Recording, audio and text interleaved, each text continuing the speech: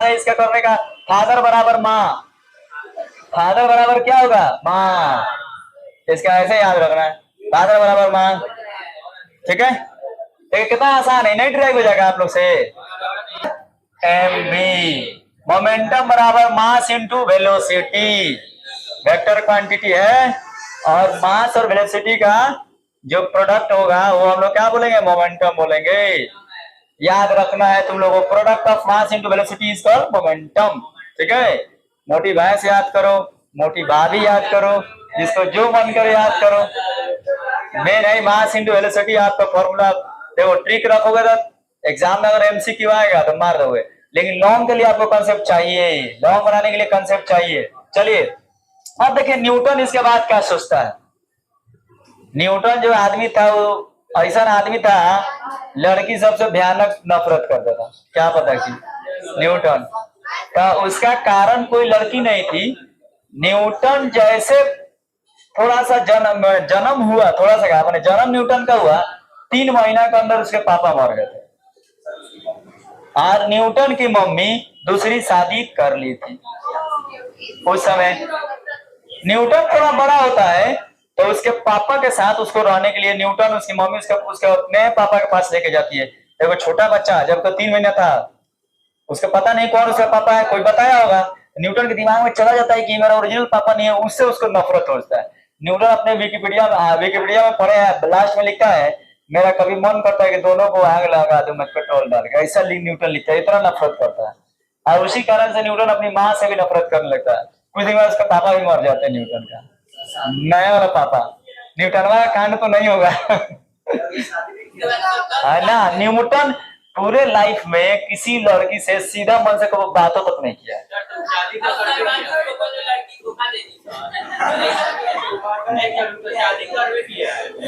Newton नहीं शादी किया, अरे तो लोग कहा ना दुनिया में पढ़ता है रे न्यूटन।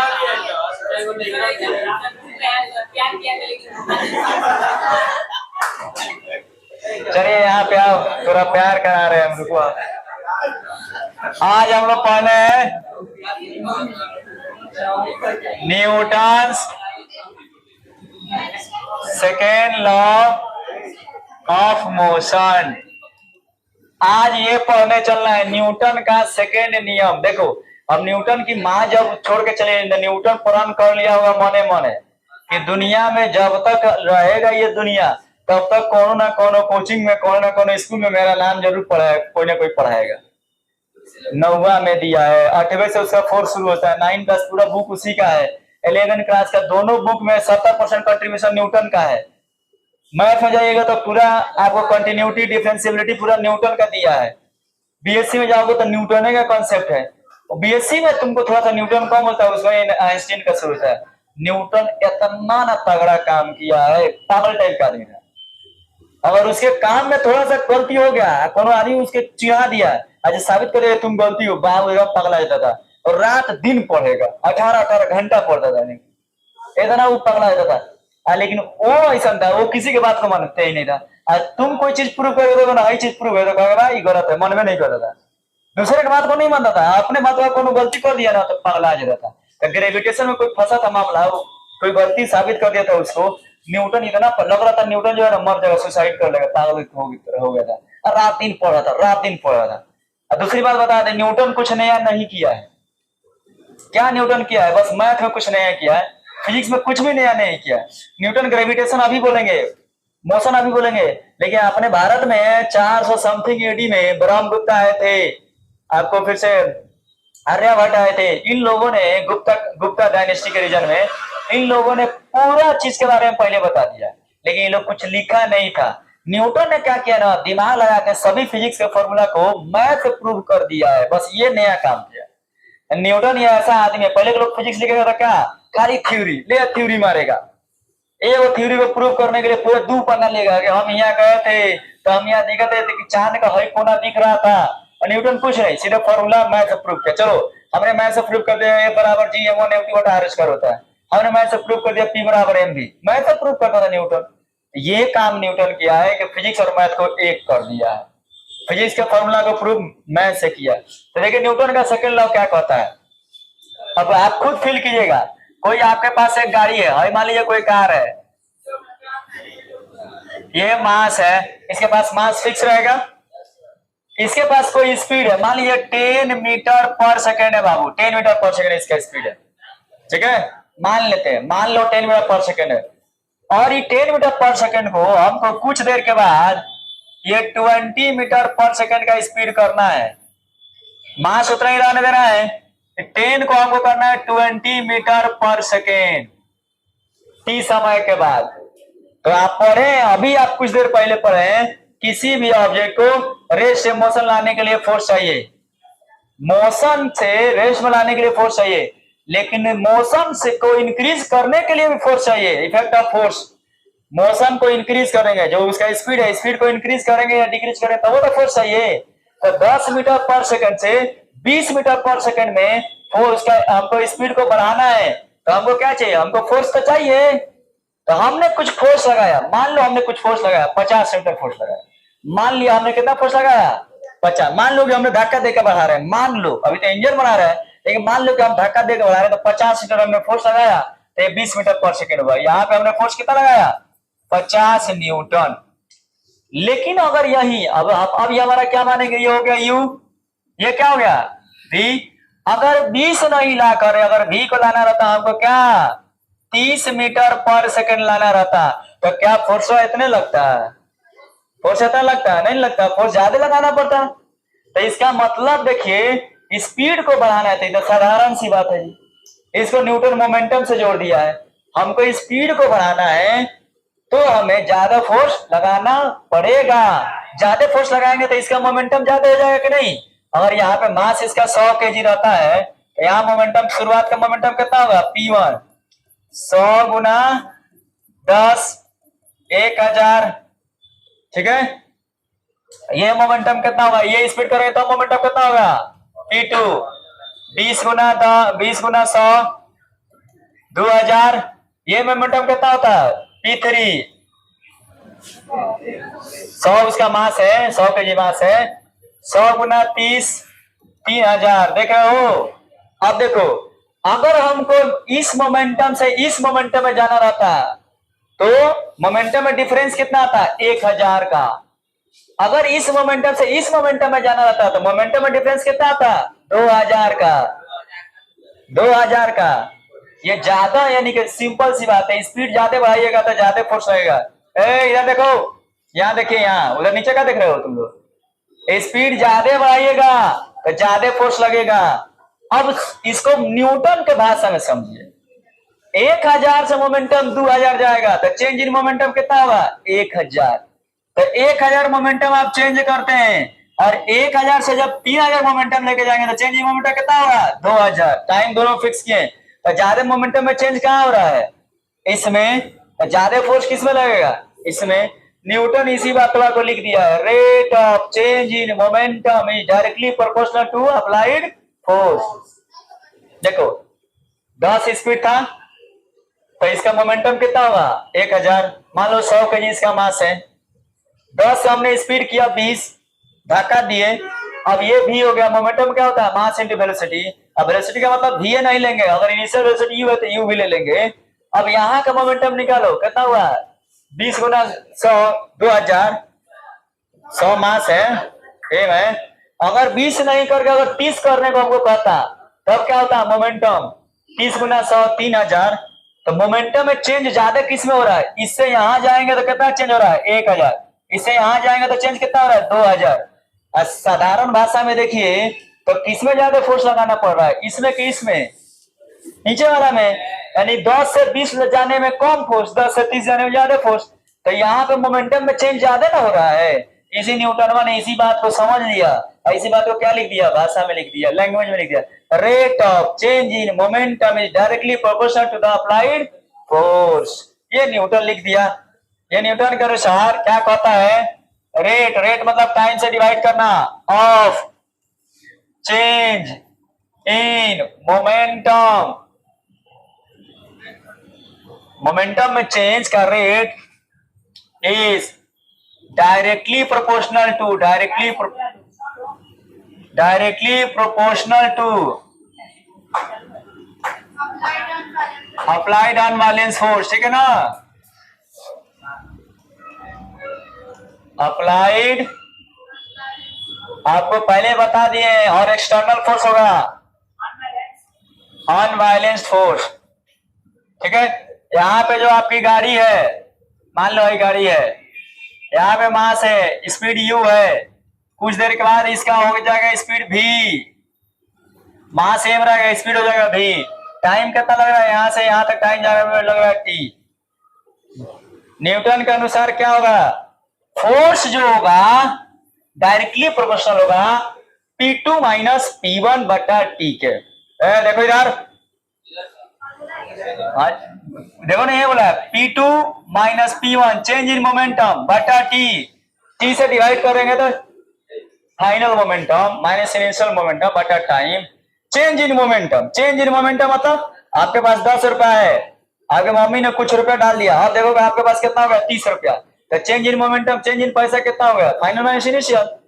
तो फोर्स जो कर रहा है डायरेक्टली पसंद होगा P2 माइनस P1 बटा T। P1 न्यूटन का पापा 1 था और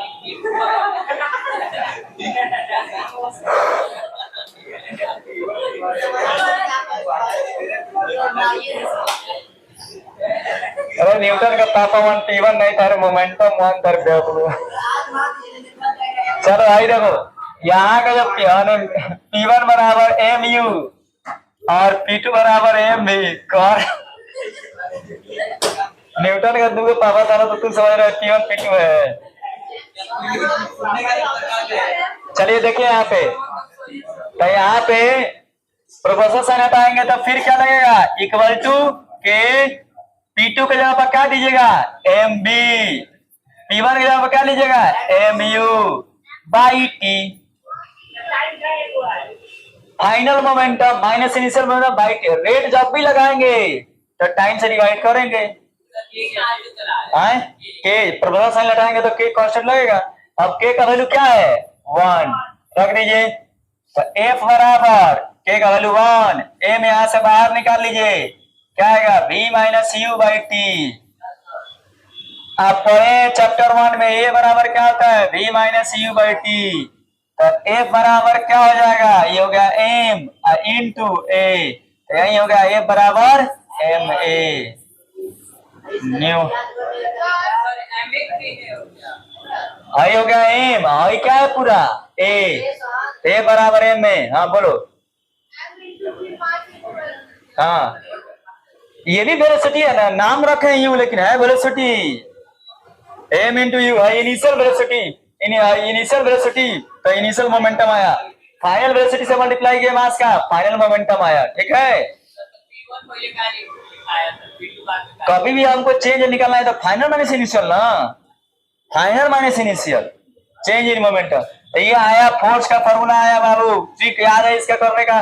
फादर बराबर माँ, फादर बराबर क्या होगा माँ, इसका ऐसे याद रखना है, फादर बराबर माँ, ठीक है।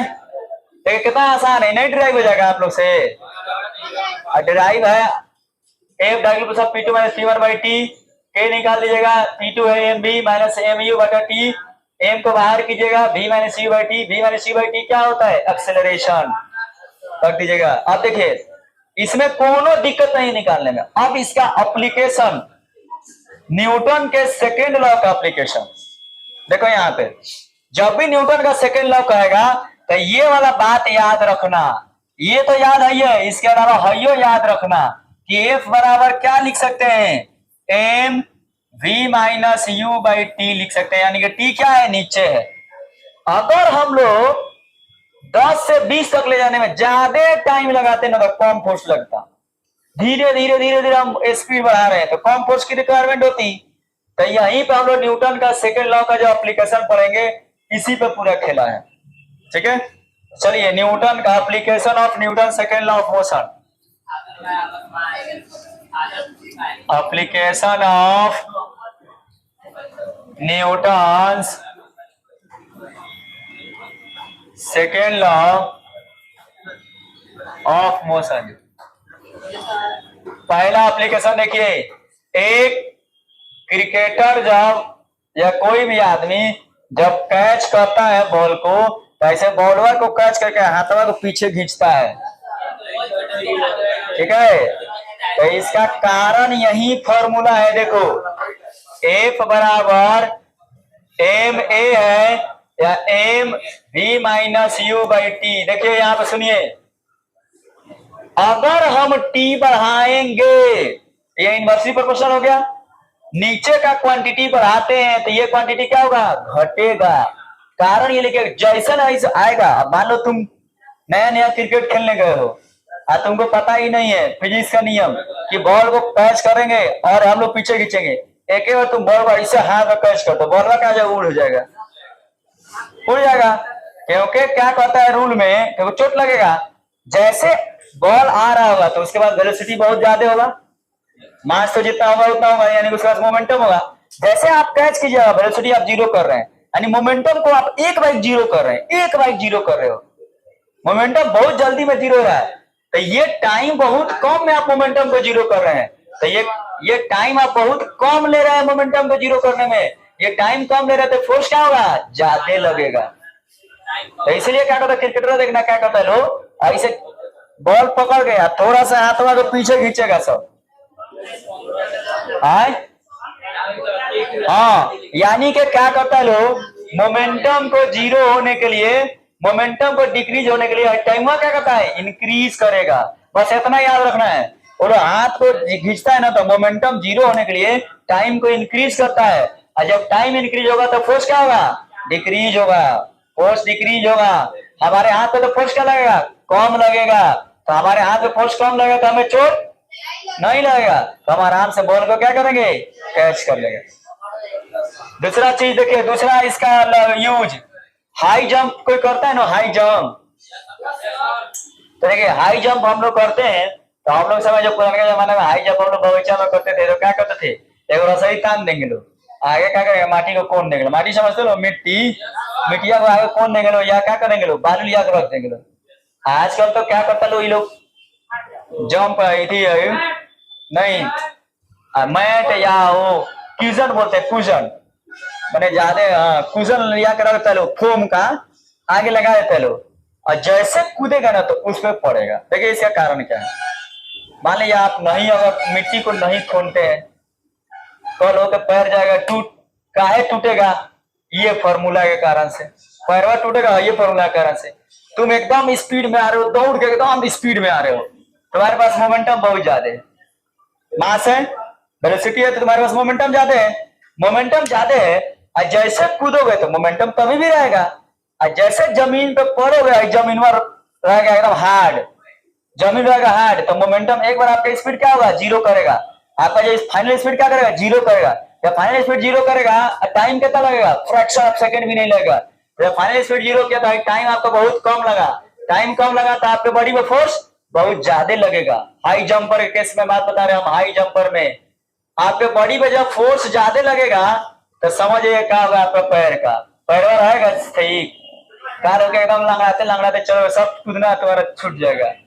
तो इसीलिए क्या होता, मिट्टी को जैसे खोद दिया है या बालू रख दिया है, तो जैसे यहाँ पे कूदा देता है तो वहां पे क्या होता, पैर धसेगा, पैर धसेगा, पैर धसेगा, तो आपका यहाँ पे स्पीड जो था धीरे धीरे कम हो, इतना धसा, इतना तो टाइम लिया ना, तो टाइम स्पीड को डिक्रीज होने में ये बढ़ा, जब ये बढ़ेगा तो ये आपके बॉडी पर घटेगा, फोर्स आपके बॉडी पर घटेगा, तो इसलिए आपका पैर पे चोट नहीं लगेगा और नहीं टूट पाएगा, ठीक है। तो ये आपका कारण है कि हमको मोमेंटम को 1 डिक्रीज नहीं करना है, 1 डिक्रीज किए तो फिर तो हमारा लेना का देना हो जाएगा। तो दुनिया में कोई भी इस तरह का एप्लीकेशन पूछे तो इस एप्लीकेशन क्या है, सीट बेल्ट वाला है। देखिए हम लोग कार में क्या करते हैं, जब चलते हैं तो सीट बेल्ट लगा लेते हैं लोग। मान लीजिए कार आपका जा रहा है हाई स्पीड में, एक भाई कोई बाहर उधर से गया, कोई चीज गया, कारे जा रहा है, सामने से भैंसे गुजर गए, गाय गुजर गए, बिहार में तो अक्सर ऐसा होता है। और नहीं तो कोई दूसरा कार वाला है, मतलब आप जा रहे हैं सही सलामत, बाइक चला रहा है सब वही से टेढ़िया के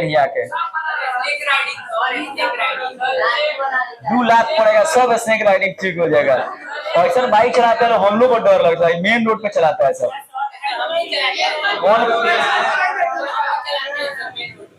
साइकिल चलावे तो रहा बाइक चलाइए बाइक चलाते माने ऐसे चलाता है लोग बेहुदा सब।